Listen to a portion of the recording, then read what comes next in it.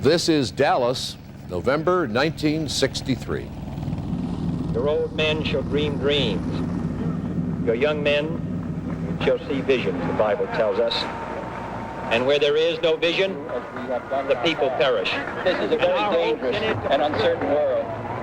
We would like to live as we once lived, but history will not permit it. The crowd goes wild as Jacqueline Kennedy, clutching blood-red roses against her pink suit.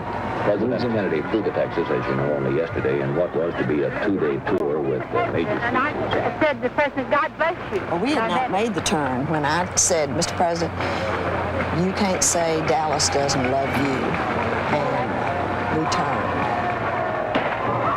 It appears as though something has happened in the motorcade route. There's numerous people running up the hill. Something has happened here. We understand there has been a shooting.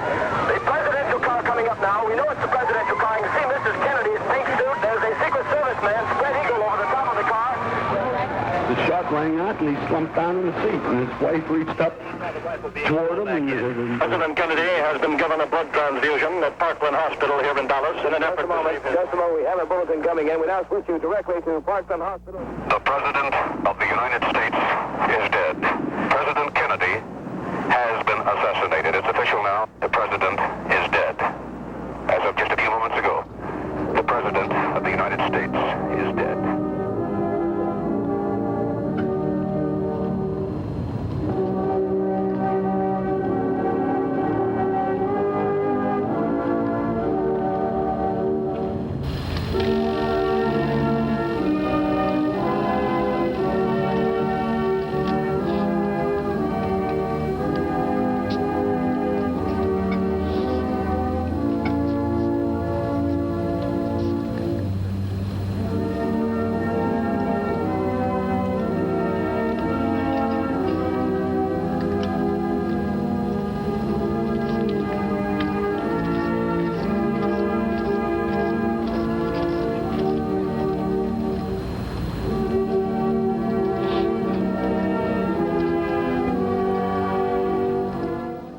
I'm John Chancellor.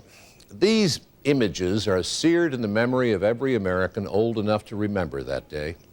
Something graceful and important in our lives died that day. For millions of people, hope died.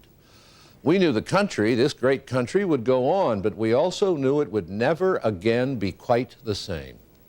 This belief existed not only in the United States, but around the world and on both sides of the Iron Curtain. I was NBC's correspondent in Berlin then. Kennedy had been there a few months before his death, and he was idolized by Berliners. The people of that city are tough. They have lived through more tragedy and dislocation than most, but they were devastated by Kennedy's death. In West Berlin, you would get in a taxi, give your destination, and the driver would say, "American?" When you said yes, the meter would be turned off and you rode free. They wouldn't take your money. I took one of those taxis that night to Checkpoint Charlie to look into communist East Berlin. In every window of every building facing the wall, there was a candle of mourning. John F. Kennedy meant something to those Berliners, too. In Washington on the day of the assassination, people stood around the White House in small groups, stunned, some weeping. Mary McGrory, the newspaper columnist, was standing with Daniel Patrick Moynihan, now the senator, then an administration official. She said, "Pat, we'll never laugh again." And Moynihan said, "No, Mary, we'll laugh again, but we'll never be young again." Here now, the NBC coverage of the death of a president. A new Mrs. Kennedy has emerged this trip, a first lady no longer shy about the rough and tumble of politics. On arrival in Dallas from Fort Worth, she was true to her new form.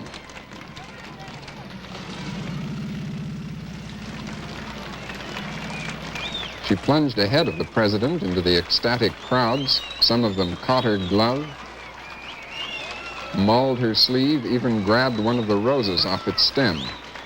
There were no hostile signs at the airport crowd, only eagerness for contact with the Kennedys.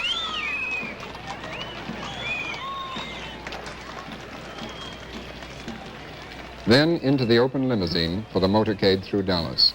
The president had done this thousands of times. He sat on the right, Mrs. Kennedy on the left. Everywhere the crowds were bigger than expected. Dallas authorities were jittery. Security precautions were the heaviest in the city's history. Dallas was determined that its name, smirched round the world by the attack on UN Ambassador Adlai Stevenson last month, would not be dragged through the mud again. There were heavy police forces all along the route. All possible troublemakers had been searched out and warned. All but one. The downtown streets. In the first press bus, we strained to catch any signs of the hostility the Dallas precautions had led us to expect. But all we saw was a vast and friendly crowd, but many thousands of welcome Jack signs. It's approaching 12:30 p.m. Dallas time. The crowds in the tall business district are overfilling the sidewalks. Some throw streamers and torn paper in a miniature ticker tape parade. The reporters look at each other. There have been no incidents. At about 12:32, the motorcade turns a corner into a parkway. The crowds are thinner. NBC cameraman Dave Wigman, in a car ahead of us, takes a passing shot of a building, then 3 shots are heard, like toy explosions. Wigman jumps from his car, running towards the president with his camera running. People scream and lie down, grabbing their children. I leave the motorcade and run after police who appear to be chasing somebody. The motorcade moves off fast. We don't know it, but the president is mortally wounded in the head and throat. His car races for the hospital. The police find no one and return.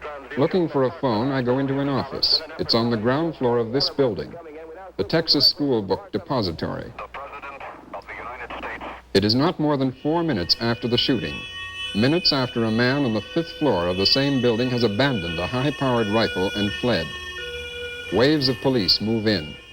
A small Negro boy tells them he saw a man with a rifle in a window upstairs. Witnesses come up. They saw the president hit. He was coming down the street, and my 5-year-old boy and myself were by ourselves on the grass there on Commerce Street, and I asked Joe to wave to him, and Joe waved, and I waved, and the man... That's all right, sir. You go ahead and tell me. As he was waving back, he was the shot rang out, and he slumped down in the seat, and his wife reached up toward him, and as he was slumping down, and the second shot went off, and it just knocked him down from the seat. Two shots. Did you see the man who did this? No, sir, I did not see the man who did it. All I did was look in the man's face when he was shot there and saw that expression on his face and grab himself and slide. And the second one, whenever it went, why, I'm positive it had hit him. I hope it didn't, but I'm positive that it hit him, and he went all the way down in the car. Then they speeded up, and I didn't know what was going on, so I just grabbed the boy and fell on him in the hopes that there wasn't a maniac around. I'm sorry. I can't help you more, but I won't forget it. The motorcade reaches Parkland Memorial Hospital. It goes immediately to the emergency entrance. Bleeding profusely and unconscious, the president is lifted onto a stretcher and carried to emergency operating room number 1. Doctors say his condition is grave and moribund, that is, near death on arrival. A senior house physician is in attendance. A professor of neurosurgery and other doctors come immediately. Mrs. Kennedy, untouched by the bullets, is with her husband. Texas Governor John Connally, also seriously wounded, is also in an emergency ward. The doctors try every possible way to save the president. Oxygen is given and anesthetics, a blood transfusion, a tracheotomy, that is, making an opening in the throat to aid breathing. The president's heart stops. External massage was applied to his chest, but no pulse results.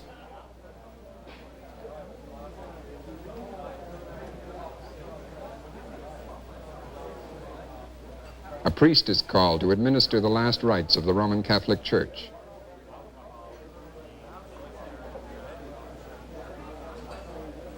At approximately 1 o'clock, the president is dead. The doctors were working too frantically to revive him to notice the exact moment. The press and public do not know the president is dead for another half hour. The only reports available are that he is gravely wounded. At 1:31 Central Time, White House Assistant Press Secretary Malcolm Kilduff tells the press the president is dead. The President of the United States is dead. President Kennedy has been assassinated. It's official. At that moment, Vice President Lyndon Johnson, suddenly the new president, leaves the hospital. A new Secret Service detail just arrived, forms up around him, and he leaves for the airport. There, in the president's jet plane, Air Force One, a hastily summoned woman federal judge with a borrowed Bible administers the oath of office. The president's body, in a bronze coffin, is flown to Washington. The last journey of John Fitzgerald Kennedy was, characteristically, a political one, and characteristically also, his trip dealt with the future. The president's last 2 days began at Andrews Air Force Base outside of Washington, where a helicopter had flown him from the White House. He was accompanied on this trip by his wife, Mrs. Jacqueline Kennedy, who was making her first public appearance since the birth and tragic death of their third child, Patrick. The president's trip would concern itself with the problems of outer space during the next decade, and also with some down-to-earth problems having to do with next year's presidential campaign. Mr. Kennedy's forthright civil rights stand had lost him many votes throughout the South, but the 24 Texas votes in the Electoral College figured prominently in his strategy for re-election. The president, therefore, was determined to heal a split in the Texas Democratic Party, which had widened since the election of Governor John Connally last year. This is the president boarding the plane, leaving Washington. The president had another purpose for making this particular trip. It was to emphasize anew his determination to support the nation's Man on the Moon program. To that end, the late president's first touchdown was at San Antonio's International Airport, his mission to dedicate the new Aerospace Medical Health Center at nearby Brooks Air Force Base. Both at the airport and in the motorcade later, the crowds were large and the welcome was friendly. Mr. Kennedy rode in an open car with Texas Governor Connally, a political ally of Mr. Lyndon Johnson. The new president, Mr. Johnson, is regarded as having played an important part in winning Texas to the Democratic column in the last election. And Mr. Johnson has also displayed a long and devoted interest in all matters regarding space. It was important, therefore, that Mr. Johnson accompanied the president, although in San Antonio, as in Dallas today, he rode in a different car as a precaution. Although the president's space program has recently encountered some congressional criticism as being too costly, space is an important industry in Texas and is a popular Democratic program. With Mrs. Kennedy on the platform, the late president helped dedicate the new $6 million Aerospace Health Center. Thank you. Thank you. Mr. Secretary, Governor, Mr. Vice President, Senator, members of the Congress, members of the military, ladies and gentlemen. For more than 3 years, I've spoken about the new frontier. This is not a partisan term, and it's not the exclusive property of Republicans or Democrats. It refers instead to this nation's place in history, to the fact that we do stand on the edge of a great new era, filled with both crisis and opportunity, an era to be characterized by achievement and by challenge. It is an era which calls for action, and for the best efforts of all those who would test the unknown and the uncertain in every phase of human endeavor. It is a time for pathfinders and pioneers. I have come to Texas today to salute an outstanding group of pioneers, the men who manned the Brooks Air Force Base School of Aerospace Medicine and the Aerospace Medical Center.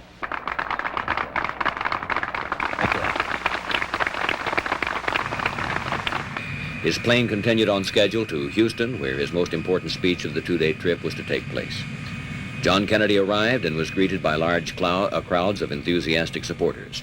The irony of the events of the last few days before the assassination of the president is nowhere more poignant, perhaps, than in these scenes of his happy supporters cheering him on just a few hours before he was shot.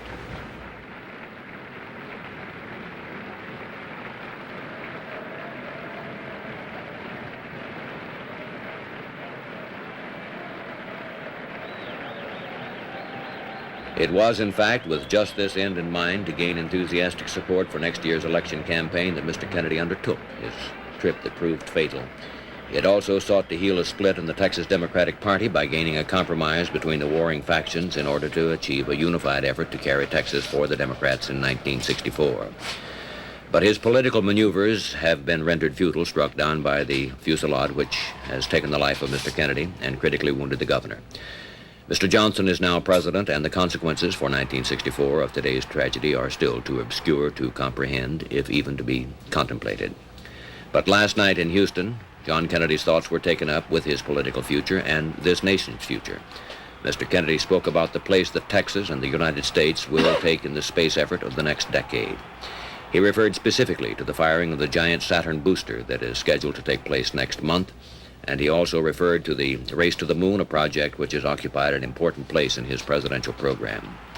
The speech was delivered at a testimonial dinner for Representative Albert Thomas, one of the most influential members of Congress. Thomas is considered to have been instrumental in gaining for Houston and the area the substantial United States investment in the Manned Spacecraft Center. It fell to Lyndon Johnson to praise Congressman Thomas, and in doing so, the new president recalled an anecdote which might well have been applied to himself.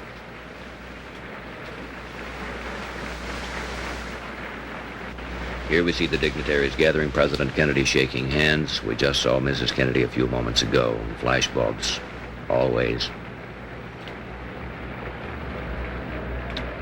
This in Houston, and we are to hear first, I believe, the Vice President.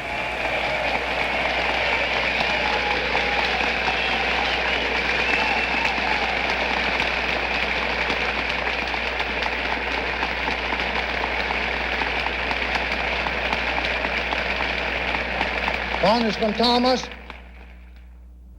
Mrs. Thomas, Mr. President, Ms. Kennedy, distinguished guests, ladies and gentlemen. Some years ago, someone asked Speaker Rayburn why it happened that the Texas delegation in Congress had such an uncommon influence upon the course of national affairs. Mr. Rayburn's reply was characteristically pointed and quite brief. He said, "We pick 'em honest, we pick 'em young, we send 'em there and we keep 'em there." Then President Kennedy spoke, referred to Thomas as one of the most remarkable members of Congress. In what was to be his last major address, the president said, "Next month, when the United States of America fires the largest booster in the history of the world into space for the first time, giving us the lead, fires the largest payload into space, giving us the lead. It will be the largest payroll, too.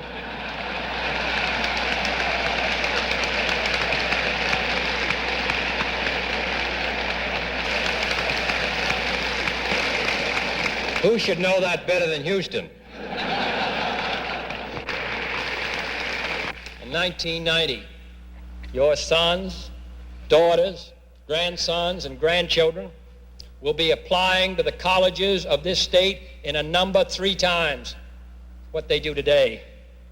Our airports will serve 5 times as many passenger miles. We will need housing for 100 million more people, and many times more doctors and engineers and technicians than we are presently producing. That is why we're trying to do more in these areas. As in the 30s, Albert Thomas and Franklin Roosevelt and others did those things which make it possible for not only Texas, but the entire United States to prosper and grow as we do in the 1960s. In 1990, the age of space will be entering its second phase, and our hopes in it to preserve the peace, to make sure that in this great new sea, as on Earth, the United States is second to none.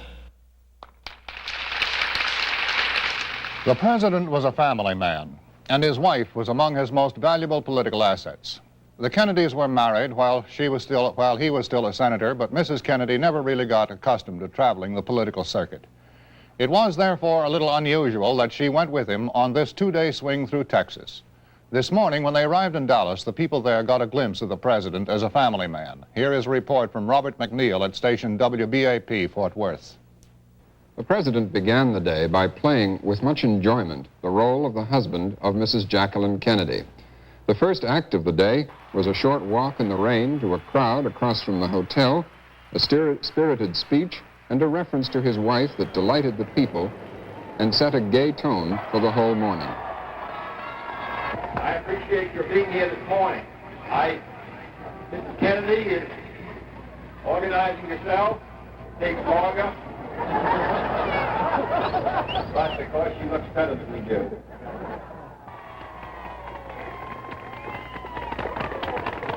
The president was in his best form, looking refreshed after a good night's sleep, reveling in the crisp morning, and invigorated by his reception.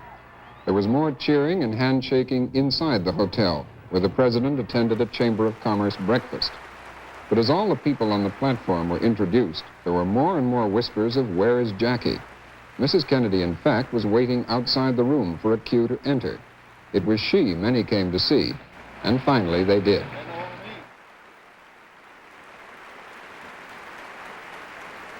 Resplendent in a pink suit and pillbox hat, Mrs. Kennedy made an entrance in keeping with the new image she'd revealed during the Texas trip. It had been her first participation in a domestic political trip since the 1960 campaign. It obviously delighted the president to have her blossom into an appreciation of the political life she shrank from previously. At each stop, Mrs. Kennedy had been as forward as the president in shaking hands. Some had called her the president's secret weapon for 1964. Watching her entrance this morning, a White House official described it as tactical. It looked as though there would be a lot of scenes like this in the future. The feuding in the Texas Democratic Party, which had preoccupied the statewide press for the visit, was not able to distract the rank and file from the glamour of having the president and his wife to visit. Ladies and gentlemen, I proudly present the President of the United States.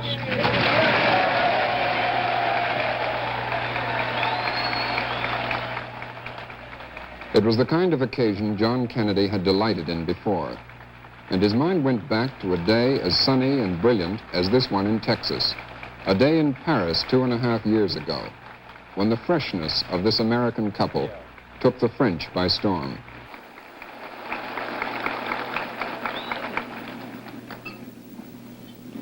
I know now why everyone in Texas, Fort Worth, is so thin, having gotten up and down about 9 times. This is what you do every morning.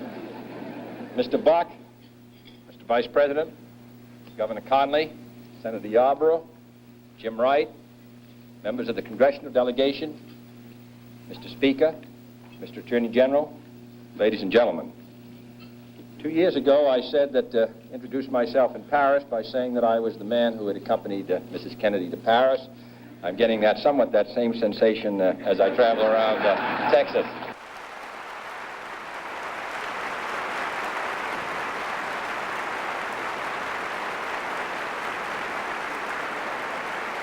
Meanwhile, Dallas police had captured 24-year-old Lee Oswald, an acknowledged left-wing supporter of Fidel Castro. He was first charged with killing a Dallas policeman while resisting arrest. He was later charged with the murder of the president. The president's plane bearing his body arrived at Andrews Field near Washington late yesterday afternoon.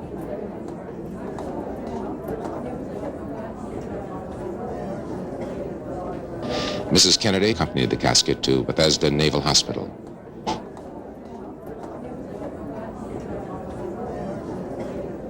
And here now is President Lyndon B. Johnson delivering the first formal words to the American public.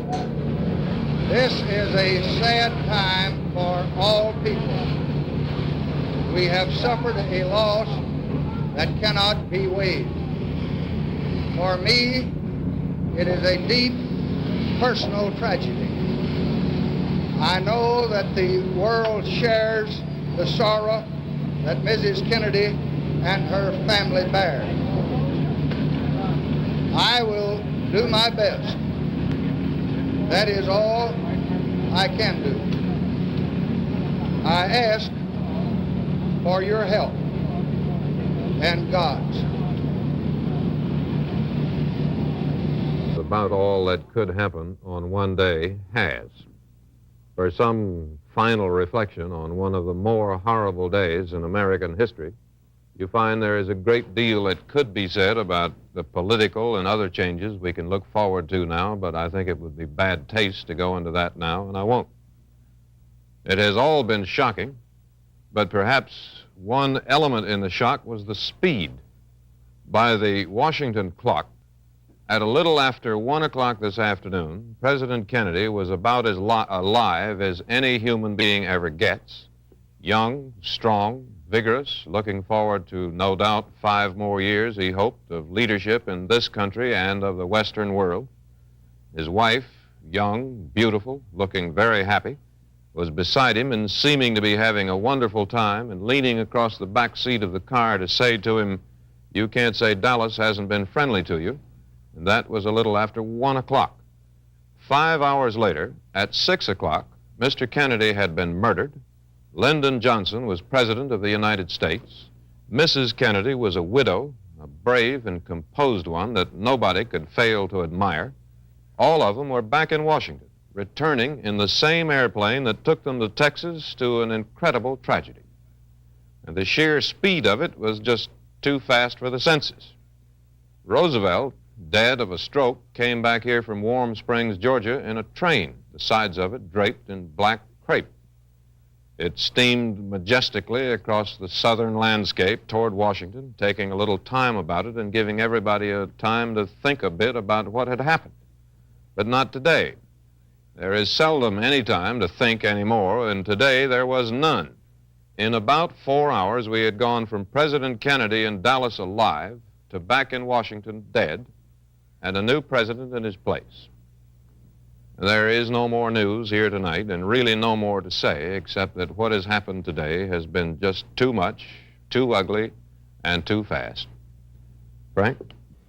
There is no way of calculating the millions of words that have been uttered in the course of this day in all countries of the world as human beings fumble for words to express their offended senses at what has happened in the United States.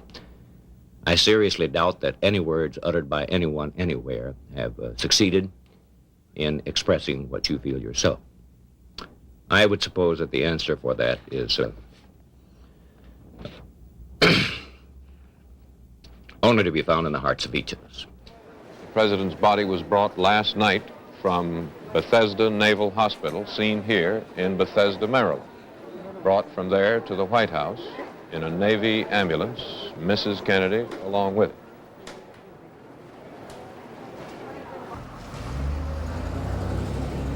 The White House from here is about 12 miles. People were still standing in Lafayette Park. They stood there all night, about 1,000 of them, as a Marine honor guard marched up the driveway of the White House, leading the ambulance to the north portico, that is the front center door behind those big white columns. 4 a.m., as we say.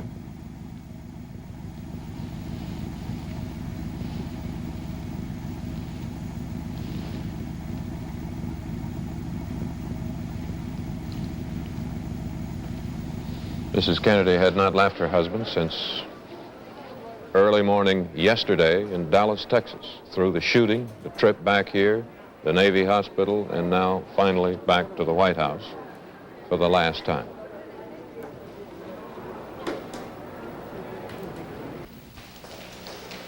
Here is the inside of the East Room of the White House after the casket has been brought in, set up, and draped with an American flag. It is still there, as seen here,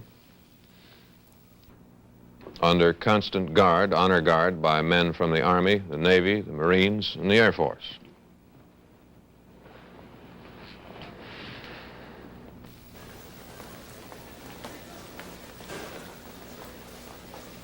These are among the first of the dignitaries, shall I say, who have been arriving all day and passing through the East Room, a brief gesture of respect.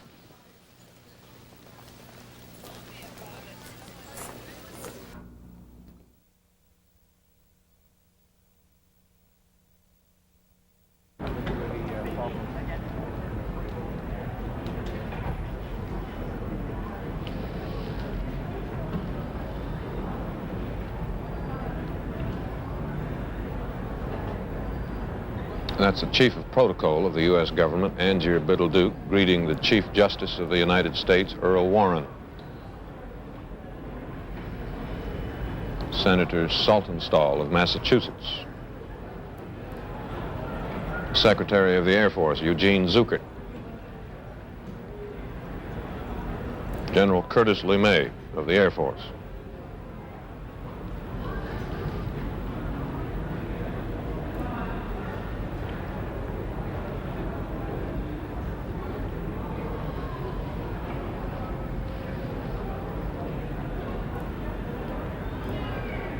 Chief Justice Warren and Mrs. Warren. Harry Truman arriving. Sergeant Shriver, the president's brother-in-law, accompanies him in. He was out front receiving the callers most of the day. Joe Martin, former Speaker of the House when the Republicans had the majority leader before Halleck was, Governor Rockefeller and Mrs. Rockefeller.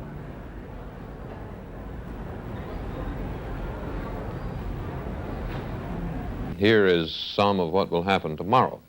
Mr. Kennedy's body will be taken on a caisson or a field artillery gun carriage from the White House up Pennsylvania Avenue to the Capitol. It'll be draped in the American flag. It'll be drawn by 7 horses brought by the U.S. Army from Arlington, Virginia, where they are used for ceremonial funerals in Arlington Cemetery. The caisson will proceed up the avenue accompanied by a military honor guard from the Army, Navy, Air Force, and Marines, followed by a corps from the Army, Navy, and Marines playing muffled drums, a marching company from the Navy, which was the President's own service in the war, a flag detail, plus a single serviceman carrying the presidential flag, and the Joint Chiefs of Staff marching as an honor guard. The President's family, President Johnson, and Mr. Kennedy's family, President Johnson, and clergymen of all faiths then will pass in automobiles. The coffin will be carried up the marble steps of the Capitol into the rotunda, where it'll lie in state on a black catafalque, I believe the same one, but if not, one just like the one built for Abraham Lincoln and preserved in the sub-basement of the Capitol ever since. It will lie there until 10 o'clock Monday morning, when it'll be carried again on the caisson in procession, the same procession, to St. Matthew's Cathedral in downtown Washington for the funeral at noon. The place of burial after that has not been announced at this hour, but we believe it will be in Arlington Cemetery. Chet?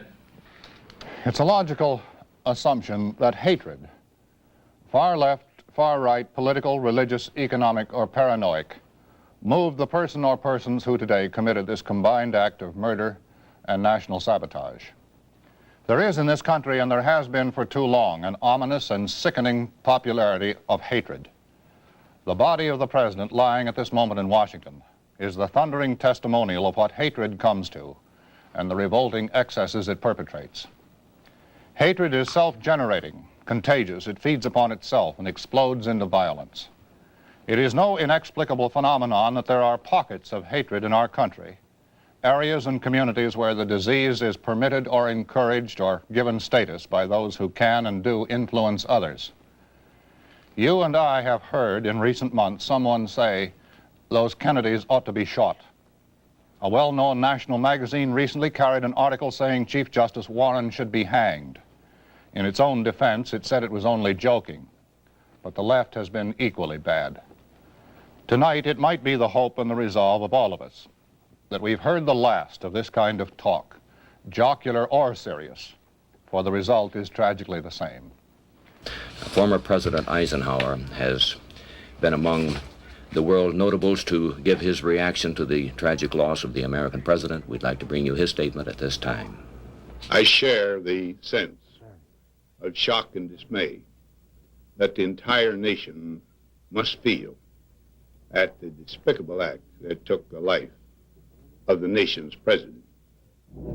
President Kennedy yesterday wrote the final and greatest chapter in his profiles of courage.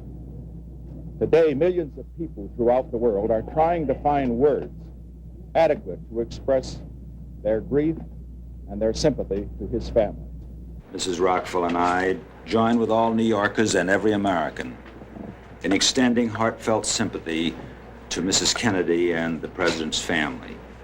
I think this is something that should cause all of us to re-examine many things, and I think above all that we should see that President Kennedy was a victim of a development which has made hatred and violence a sort of popular pastime in all too many quarters of our nation. The tragedy of this day is beyond instant comprehension.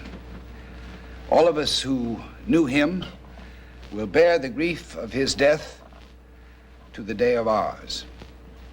and all men everywhere who love peace and justice and freedom will bow their heads. At such a moment, we can only turn to prayer. Prayer to comfort our grief, to sustain Mrs. Kennedy and his family, to strengthen President Johnson, and to guide us in time to come. May God help us. Mayor Willy Brandt of West Berlin asked the people of the city to put candles in their windows tomorrow night in memory of the American president who had so eloquently, and only a few months ago, pledged his affection and allegiance to this city. Mayor Brandt, who is expected to go to the United States for the funeral, said tonight that with the first citizen of the free world, Berlin has lost its best friend. Students from Berlin's Free University tonight will stage a midnight memorial march through the center of West Berlin. They will march on some of the streets traveled by the president when he visited this encircled city in June. The student march will end at the Schöneberg Rathaus, the city hall where Mr. Kennedy made his famous "I am a Berliner" speech. Tonight, on a cold and rainy night, other West Berliners mourn him. Meanwhile, here in Washington, the high drama of the day had begun. A wheeled caisson, drawn by 6 matched grays, arrived at the north portico of the White House shortly before 1 p.m. There was a 7th horse, a black riderless stallion with reversed boots in the stirrups, symbolic of the dead commander-in-chief. A few minutes after 1 o'clock, with Washington bathed in the light of a cold winter sun, uniformed pallbearers from all of the armed services walked slowly from the White House with the casket containing the body of John Fitzgerald Kennedy. The military honor guard snapped to present arms. Then came Mrs. Jacqueline Kennedy, pale but composed, holding the hands of daughter Caroline and son John Jr. As the casket was placed atop the caisson, Mrs. Kennedy stared fixedly ahead. She stopped to quiet Caroline and young John, who seemed thankfully unaware of what was happening. To the mournful rattle of muffled drums, the cortege began its slow march out of the White House grounds onto Pennsylvania Avenue and thence to the Capitol, a mile distant. The cadence was a steady 100 steps to the minute. Ahead of the caisson marched the drummers, 3 clergymen, a color guard, and a detachment of sailors. Flanking the flag-draped casket was an honor guard from all the armed services: Marines, soldiers, airmen, Coast Guardsmen, and sailors. Always the sound of drums.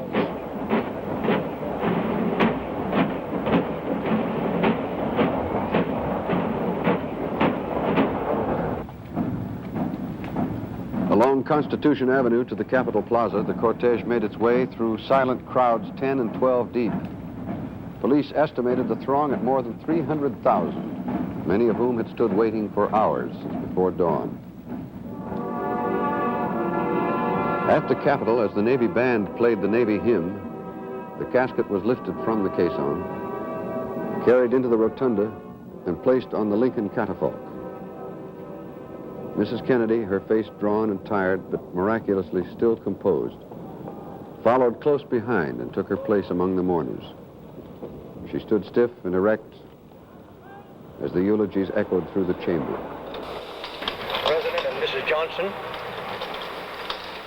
Mrs. Kennedy, members of the Kennedy family,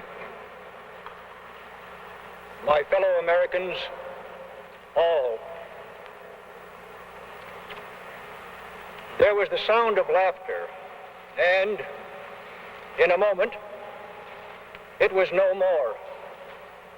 And so, she took a ring from her finger and placed it in his hands.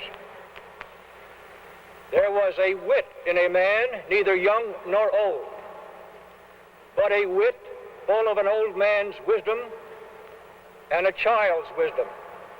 And then, in a moment, it was no more. And so she took a ring from her finger and placed it in his hands. There was a man marked with the scars of his love of country, a body active with the surge of a life far from spent, and in a moment it was no more. And so she took a ring from her finger and placed it in his hands. There was a father with a little boy and a little girl, and the joy of each in the other, and in a moment it was no more. And so she took a ring from her finger and placed it in his hands. There was a husband who asked much and gave much, and out of the giving and the asking wove with a woman what could not be broken in life, and in a moment it was no more. And so she took a ring from her finger and placed it in his hands and kissed him and closed the lid of the coffin. A piece of each of us died at that moment. Yet in death, he gave of himself to us. He gave us of a good heart from which the laughter came. He gave us of a profound wit from which a great leadership emerged. He gave us of a kindness and a strength fused into the human courage to seek peace without fear. He gave us of his love that we, too, in turn, might give. He gave that we might give of ourselves, that we might give to one another until there would be no room at all for the bigotry, the hatred, the prejudice, and the arrogance which converged in that moment of horror to strike him down. In leaving us these gifts, John Fitzgerald Kennedy, President of the United States, leaves with us. Will we take them, Mr. President? Will we have now the sense and the responsibility and the courage to take them? I pray to God that we shall, and under God we will.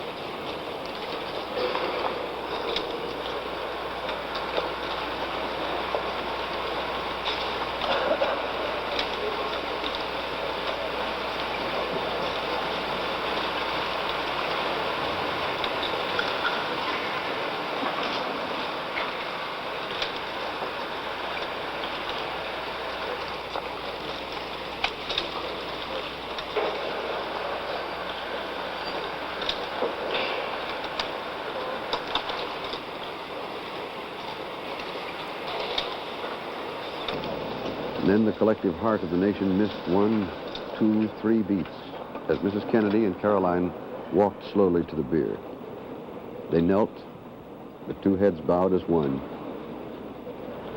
And then Mrs. Kennedy leaned forward and kissed the flag on her husband's casket. Mother and daughter rose and walked slowly then with immense dignity back to their places.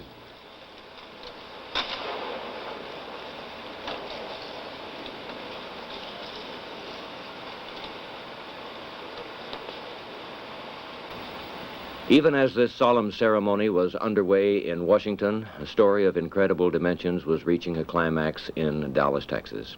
Lee Harvey Oswald, the 24-year-old man accused of the assassination of President John F. Kennedy, was being transferred from city jail to county jail. As he was being brought down a ramp leading to the garage sub-basement of the city jail, he was shot by a man in the crowd at close range. The man is grabbed by Dallas police. Detectives have their guns drawn. Oswald has been shot. There is no question about it. Oswald has been shot. Pandemonium has broken loose here in the basement of Dallas Police Headquarters. A scene of wild pandemonium in the sub-basement of the Dallas City Hall. Now, there is also an utterly incredible picture made by an Associated Press photographer, which we would like you to see now. And you will see the gun actually being held next to the abdomen of Oswald. See the gun in the circle, the man in the light gray hat. Oswald flanked by two detectives. This was at 12:17 Eastern Standard Time. 15 minutes later, 12:32, he arrived at Parkland Hospital where President Kennedy had died on Friday. He was taken to an emergency room that was only 10 or 12 feet from where the late president had been treated. He was immediately transferred from there to surgery. All efforts were made to save his life. At one point, his heart stopped beating. His chest was opened and his heart was massaged by hand. This seemed to revive the beat momentarily, but it ultimately failed, and he died at 7 minutes past 2 o'clock Eastern Standard Time, 48 hours and 7 minutes after the death of President Kennedy. Now, the man who fired the shot has been identified as Jack Ruby, the operator of a Dallas nightclub. 2 nightclubs, in fact. They are called, in the vernacular, striptease joints. He is a known police character. 7 hours later, by then it was night here in Washington, and the temperature was inching down toward the freezing mark when Mrs. Kennedy returned to the rotunda, knelt at the bier, and again kissed the flag on the casket. But in the darkness, the people moved. By the thousands, they formed a patient, silent column, 4 abreast and up to 9 miles long, as they waited to say farewell to their late president. 50 a minute, they climbed the steps of the east portico of the Capitol and shuffled into the rotunda, flowing around the bier and its guard of honor in twin, unending streams. By midnight, it was said that 100,000 persons had passed through the rotunda. By 9 o'clock this morning, when the public viewing is to cease, the total is expected to pass 250,000. Many were young people, some children carried by their parents. There were teenagers, college students, young men and women. To the young, especially to the young, the loss of John Fitzgerald Kennedy was a blow they seemed unwilling to concede. Some spoke of waiting 9, 10 hours in the biting cold. No one complained. There were tears, murmured prayers, compassionate smiles, and quick, fretful glances. There was respect, awe, humility, and an almost visible bond of love that reached out from these silent lines to the quiet casket. In death, as in life, John F. Kennedy was where he most wanted to be, among the people of the United States. We will bury a president this morning. Preparations are being made for that now. All day and all night they came, thousands upon thousands of them, and still they come. The old, the young, the children, the teenager, even the infirm, shuffling slowly by to pay tribute to their president. Sometimes with a glance, a prayer, a tear, and sometimes an imperceptible shake of the head.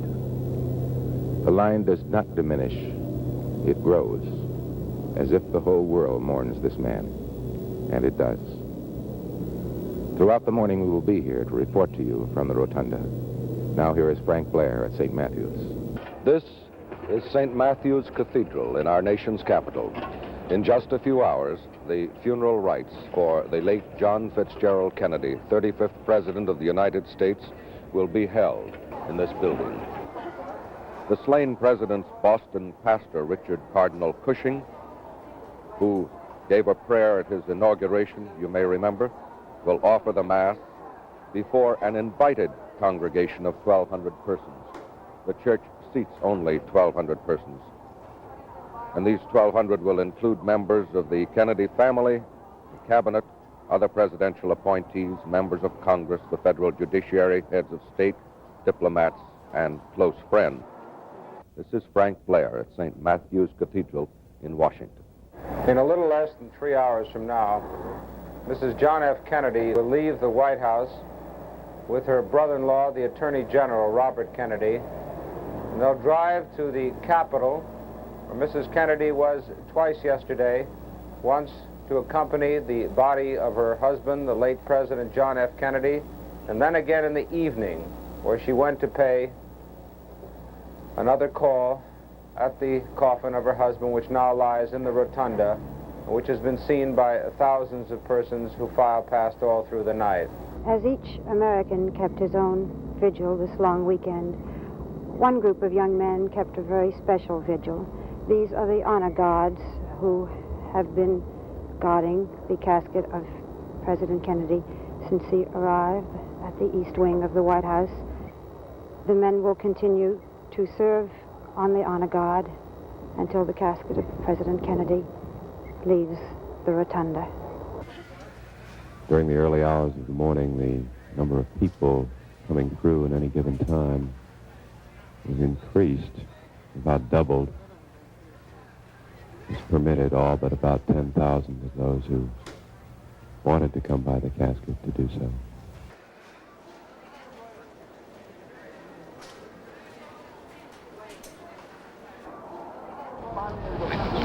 We're back at the White House. We're awaiting the appearance of Mrs. Kennedy and other members of the family.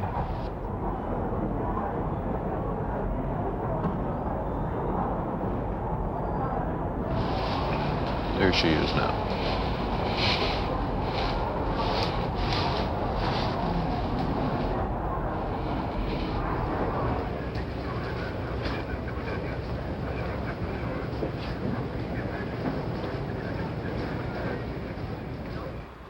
This is the plaza in front of the Capitol, normally a parking lot.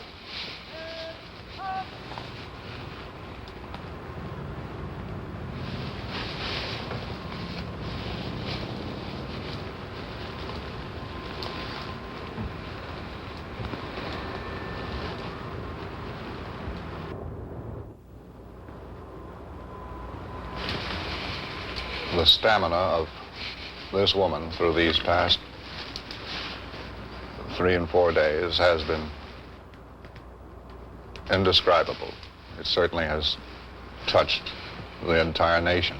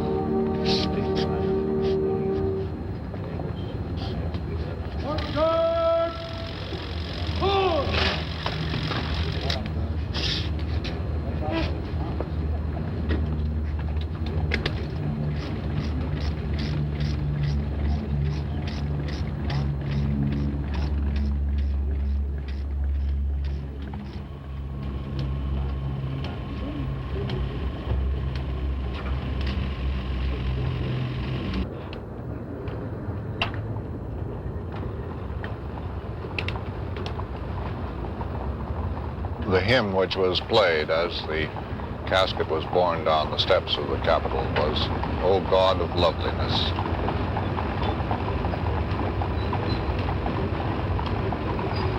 Now the cortege starts back down the hill to the White House and then on to the church.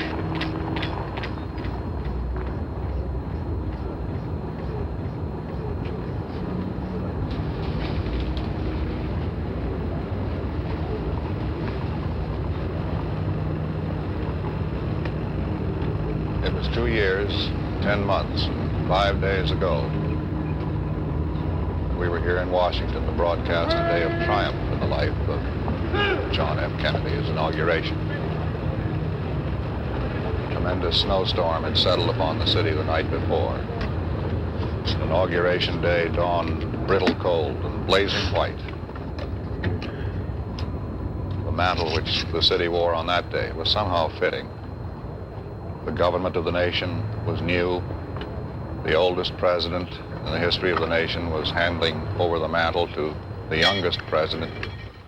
A new generation was taking over, not figuratively, but actually. And that day, the young president, we heard some say that he was Apollo-like, rode down this hill from this Capitol and down this avenue of presidents. His pretty wife beside him, and he waved and smiled at the cheers, and the units marched, and the bands played.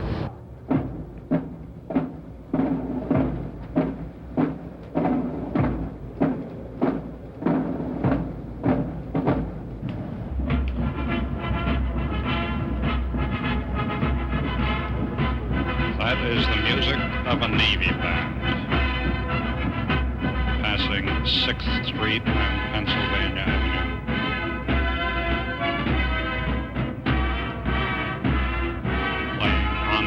Christian soldiers.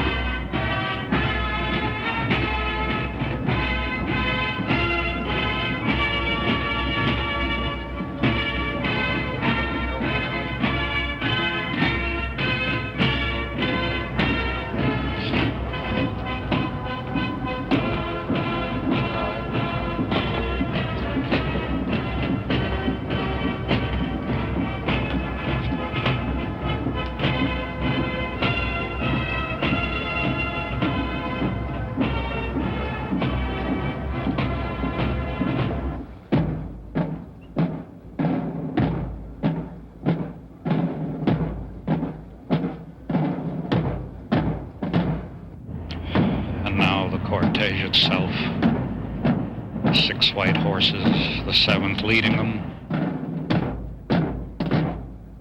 The president's flag borne proudly behind and sadly behind by seaman, a young man named Nemeth.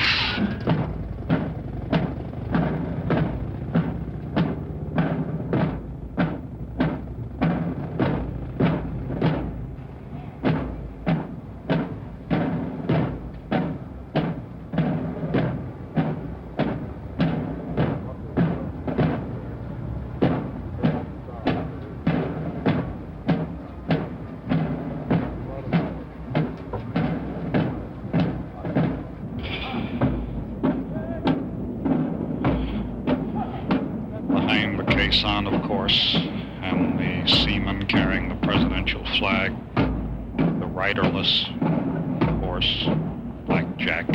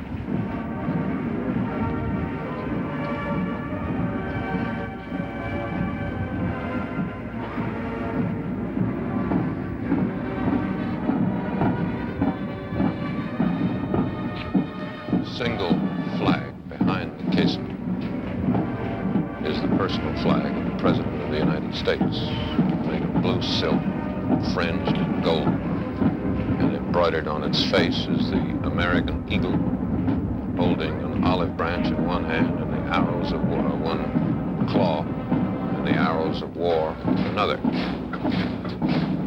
During, I think, the Truman administration, he ordered the eagle's head turned so it would be looking toward the olive branch rather than at the arrows. And that's the way it is today.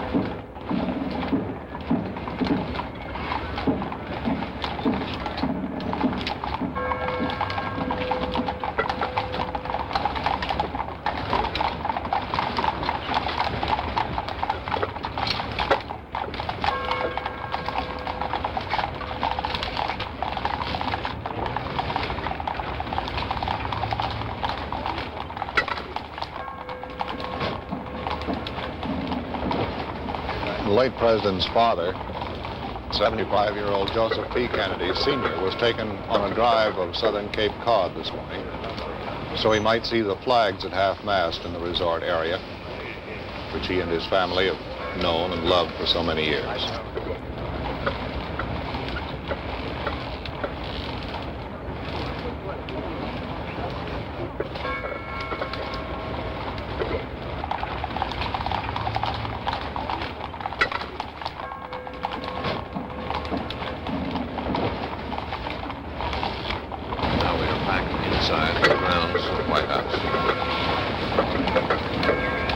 Approaching the north portico, the front door, for the last time.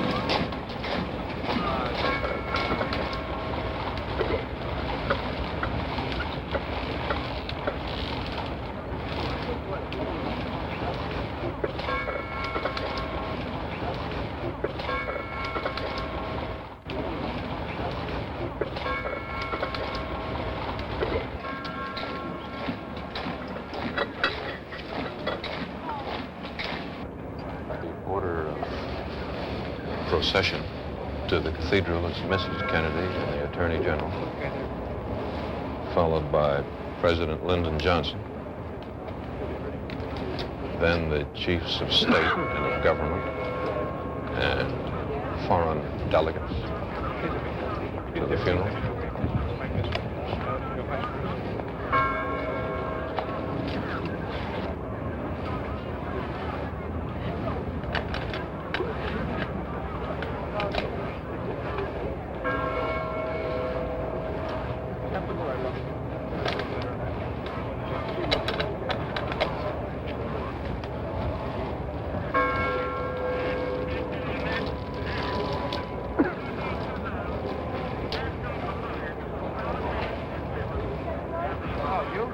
There is no American precedent for a First Lady walking in a funeral procession, though it has been done in other countries and other eras. It is done here partly because the distance to the cathedral is short, a few blocks, perhaps a half mile.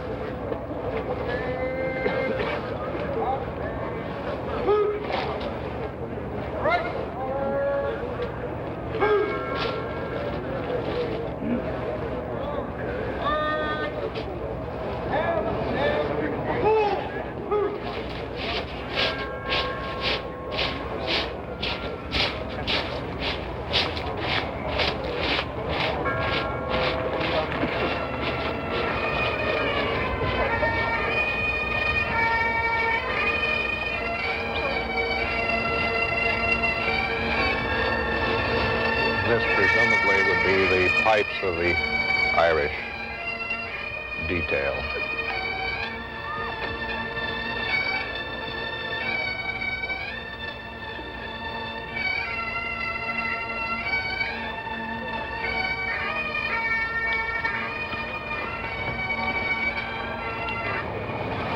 Emperor Haile Selassie, Ethiopia. Again, President de Gaulle, King Baudouin.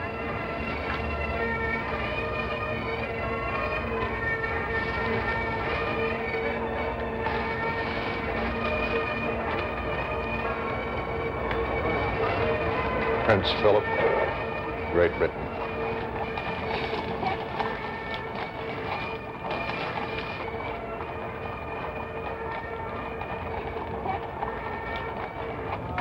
There are here for these ceremonies today at least 22 presidents or prime ministers, 3 reigning monarchs, and princes or princesses of 9 countries.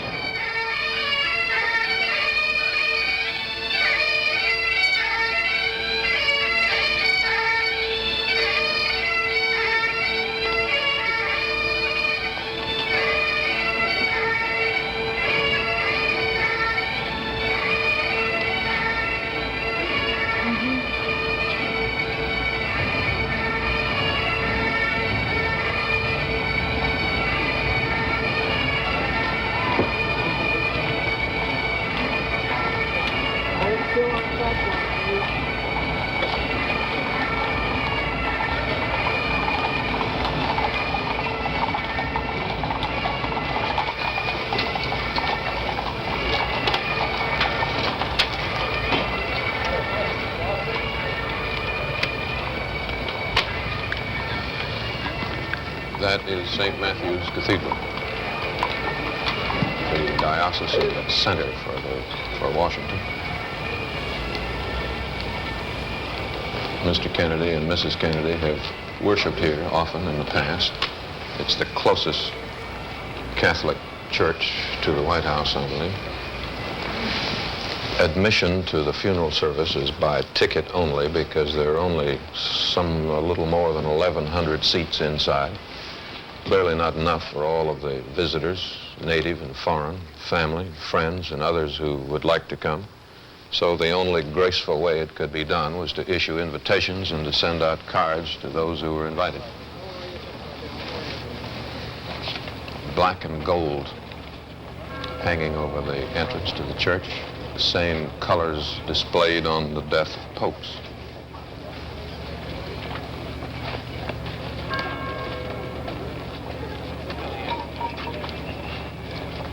The cathedral is something of a landmark in Washington, even though it is now physically somewhat overshadowed by tall buildings. Carolyn Kennedy and John Kennedy. Today is John F. Kennedy Jr.'s 3rd birthday.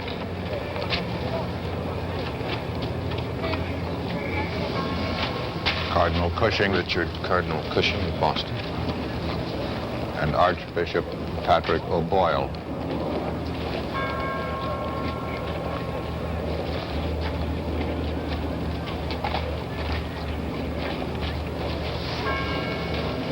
Cardinal Cushing married the Kennedys.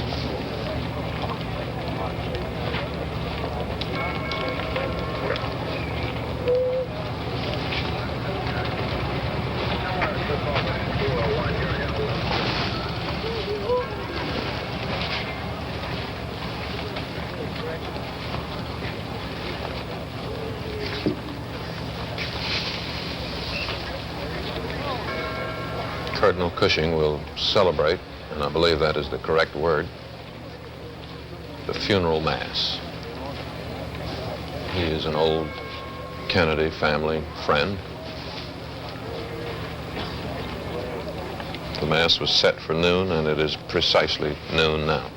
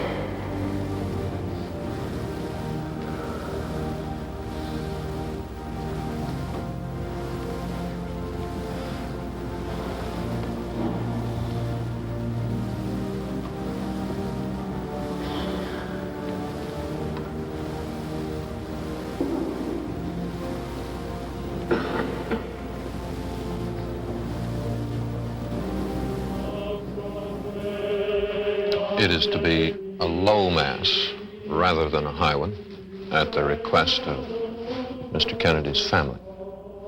The Cardinal agreed.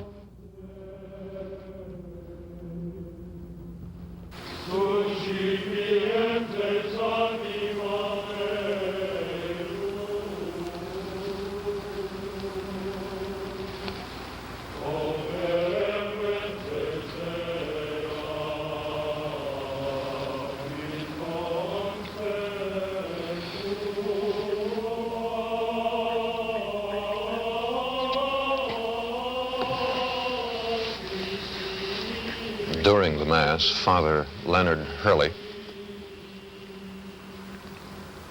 will be here to tell us what is happening and, where necessary, what it means.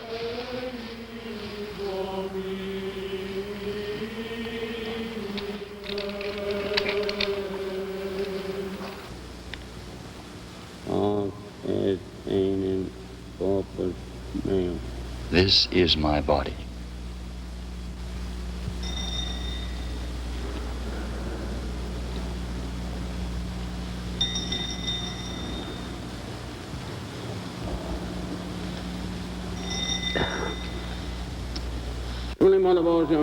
Now blessing the chalice, he recites the words of Christ himself as he consecrates the wine. For this is the chalice of my blood of the new and eternal covenant, the mystery of faith which shall be shed for you and for many unto the forgiveness of sins.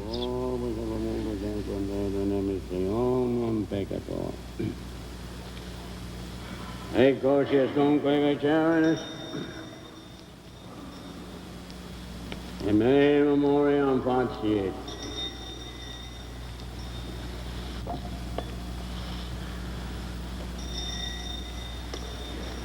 Onde members dominos habituis et plebs tuas adius de Christi fidi tui dominos de tam beati passionis nec non et ab imbus resurrectionis sed et in cels glorios ascensionis appearance megae maestae tui de tuas unus ectae. Ostium rorum, ostium signum, ostium magellan upon the side. The prayers after the consecration call to mind the passion, resurrection, and ascension of our Lord. Now the Cardinal prays for the faithful departed, that they may have comfort and peace, naming in particular in this Mass our late beloved President, John Fitzgerald Kennedy.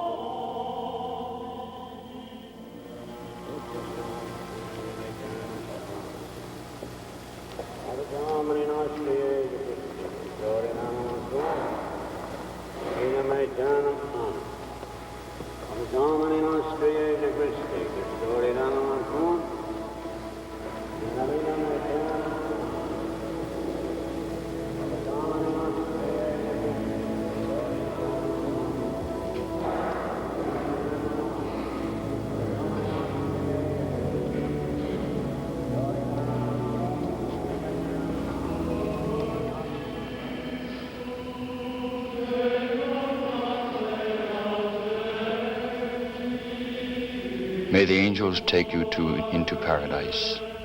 May the martyrs come to welcome you on your way and lead you into the holy city of Jerusalem.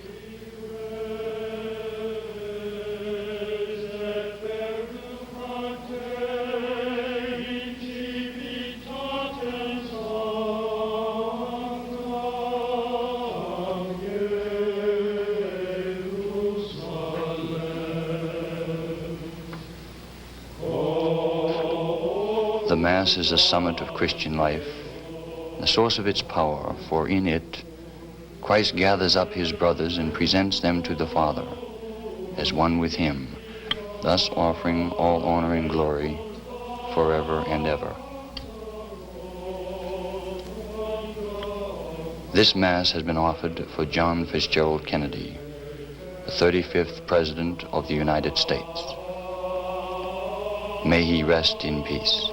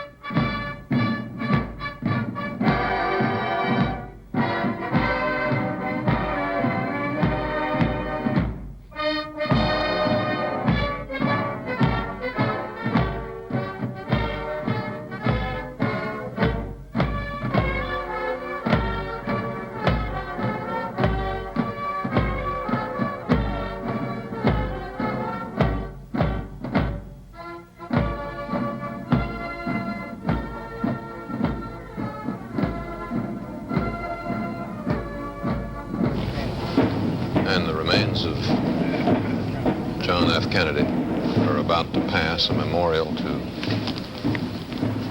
another president assassinated. Inside it is a little inscription which is nearly perfect in its eloquence and simplicity. It says, "In this temple, as in the hearts of the people for whom he saved the Union, the memory of Abraham Lincoln is enshrined forever."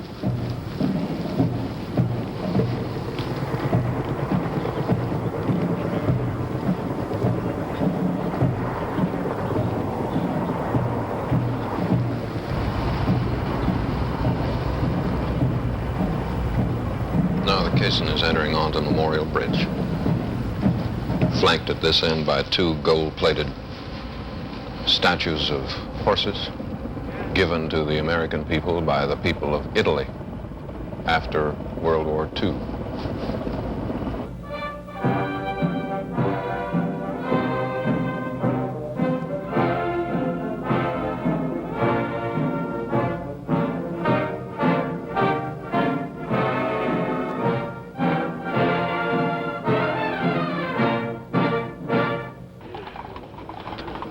The caissons, drawn by the 7 horses whose hooves are audible in the background, making their way up now one of the curved driveways.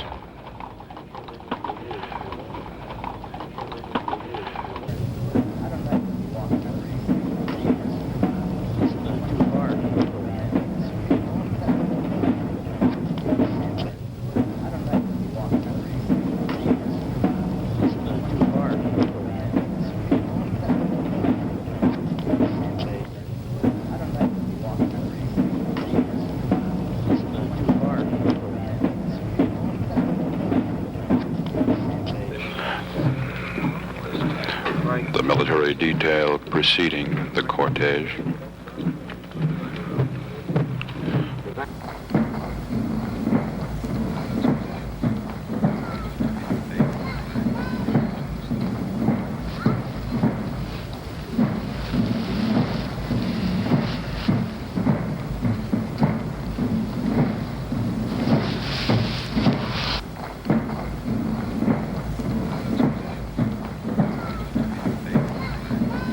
Beside Mr. Kennedy's grave here in Arlington will be an eternal flame, which has never previously been seen in Arlington. It was arranged at the request of Mrs. Kennedy, I believe.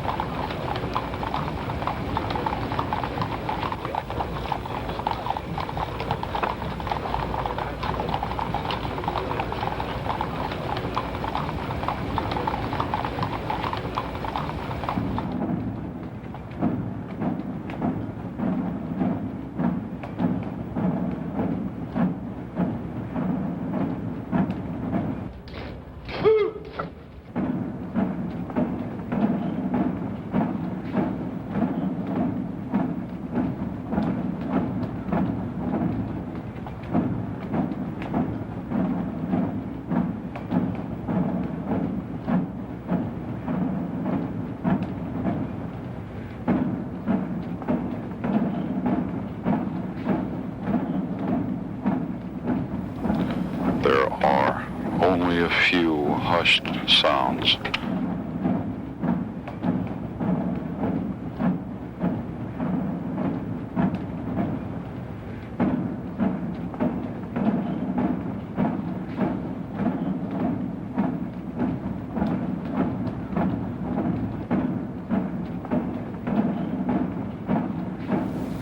Edward Kennedy.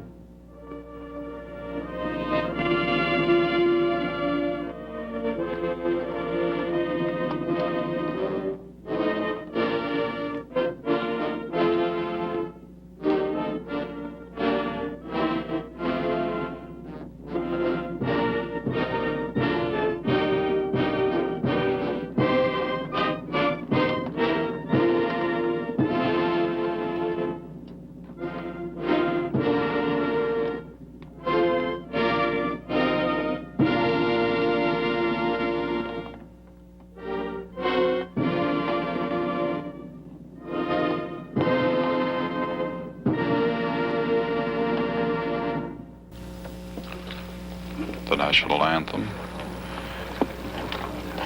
and in a moment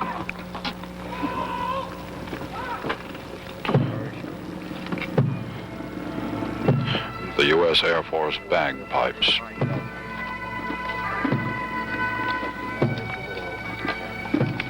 Slowly marching across the lawn near the site, the slow, somber bagpipes playing "The Mist Over the Mountain."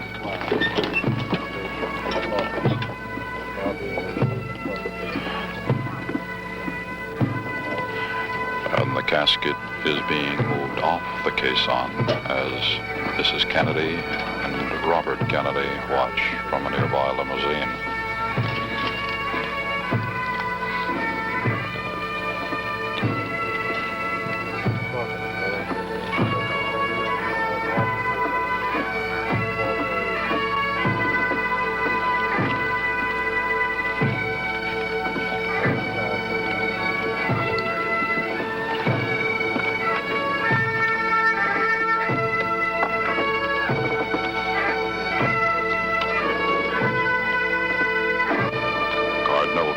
Being escorted by a military officer, followed by other clergymen,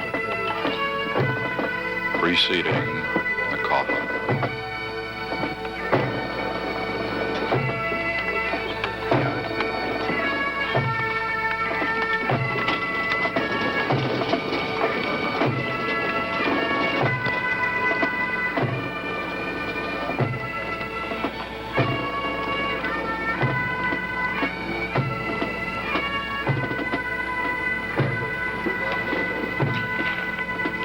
Soldiers in the berets, members of the special forces groups, those highly trained men designed to, particularly to handle the so-called limited wars.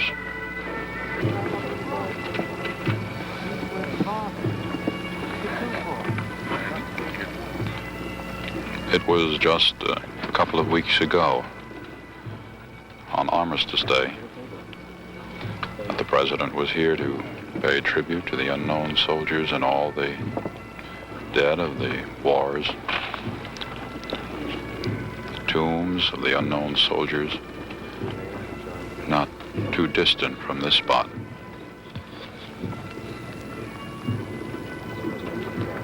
Two weeks ago today.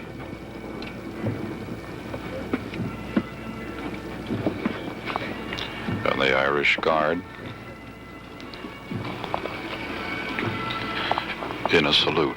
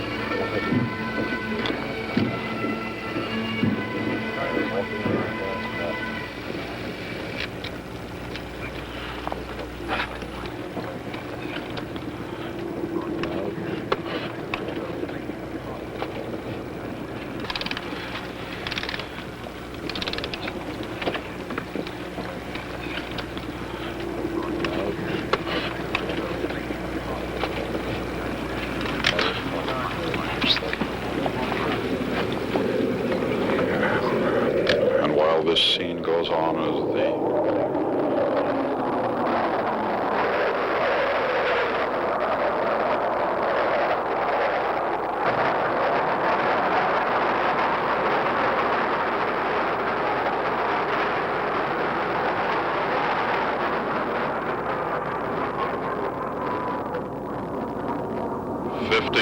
airplanes, 30 Air Force fighters, 20 Navy fighter aircraft.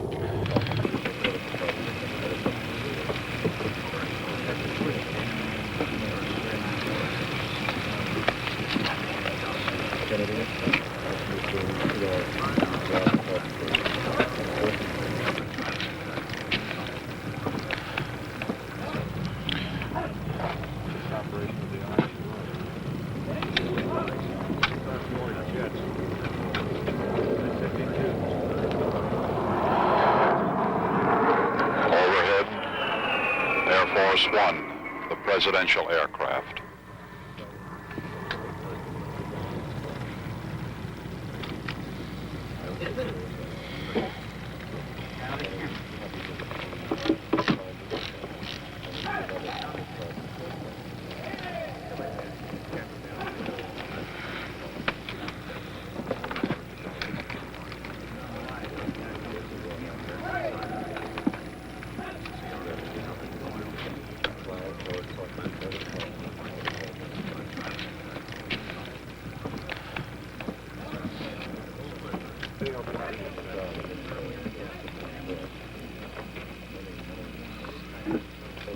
Again, the Irish Guard.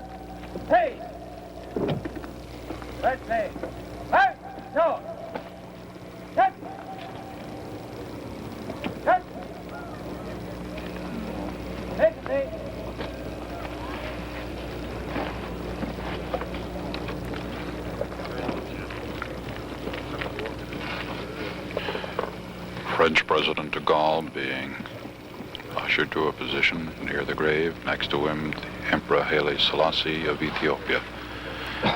To his right, separated only by a military officer, President Heinrich Lübke of the Federal Republic of Germany, West Germany. Behind Emperor Haile Selassie, Chancellor Ludwig Erhard, who has just held his job for about 2 weeks. Lord, hear my prayer and let my cry come unto thee. Soon the 21-gun salute.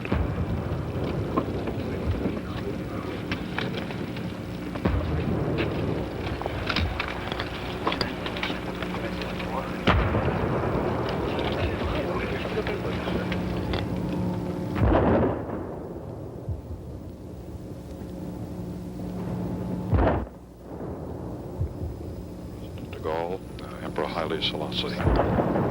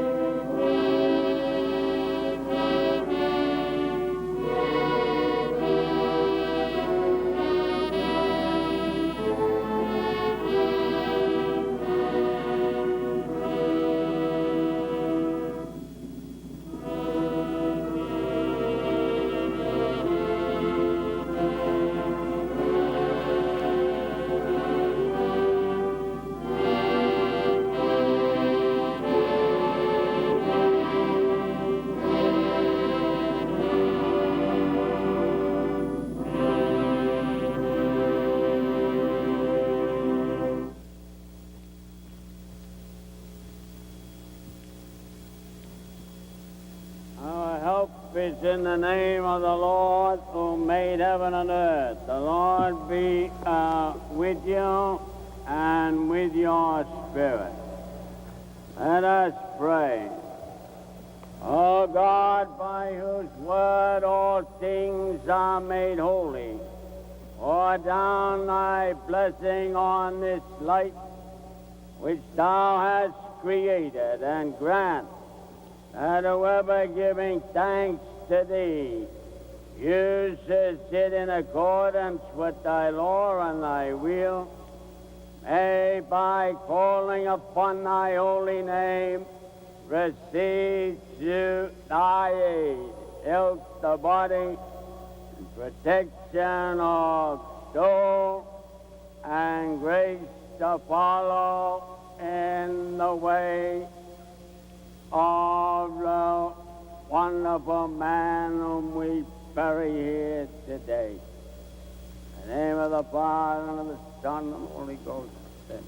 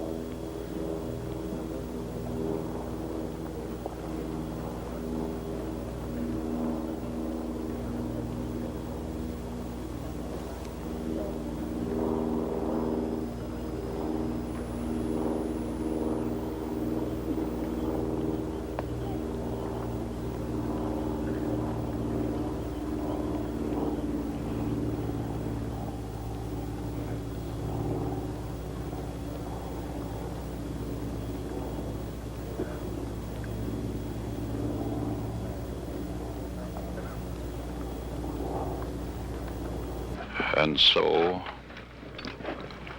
on this crisp but sunny November afternoon,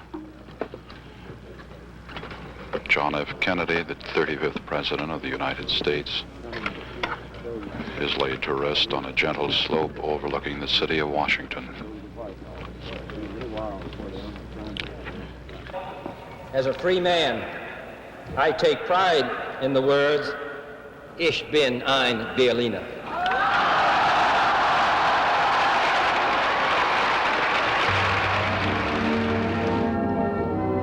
Let the word go forth from this time and place to friend and foe alike that the torch has been passed to a new generation of Americans born in this century, tempered by war, disciplined by a hard and bitter peace, proud of our ancient heritage, and unwilling to witness or permit the slow undoing of those human rights to which this nation has always been committed and to which we are committed today at home and around the world. Let every nation know, whether it wishes us well or ill, that we shall pay any price, bear any burden, meet any hardship, support any friend, oppose any foe, to to assure the survival and the success of liberty. This much we pledge and more. John F. Kennedy had a gift of expression that few presidents have matched. He lifted our spirits with his oratory. He challenged us to see ourselves as he saw us, Americans playing a special role in the last half of the 20th century. Here is one example. We in this country, in this generation, are, by destiny rather than choice, the watchmen on the walls of world freedom. We ask, therefore, that we may be worthy of our power and responsibility, that we may exercise our strength with wisdom and restraint, and that we may achieve in our time and for all time the ancient vision of peace on earth, goodwill toward men. That must always be our goal, and the righteousness of our cause must always underlie our strength. For as was written long ago, except the Lord keep the city, the watchman waketh but in vain. President Kennedy had prepared those remarks for a luncheon in Dallas on November 22nd, 1963. They were, of course, never delivered.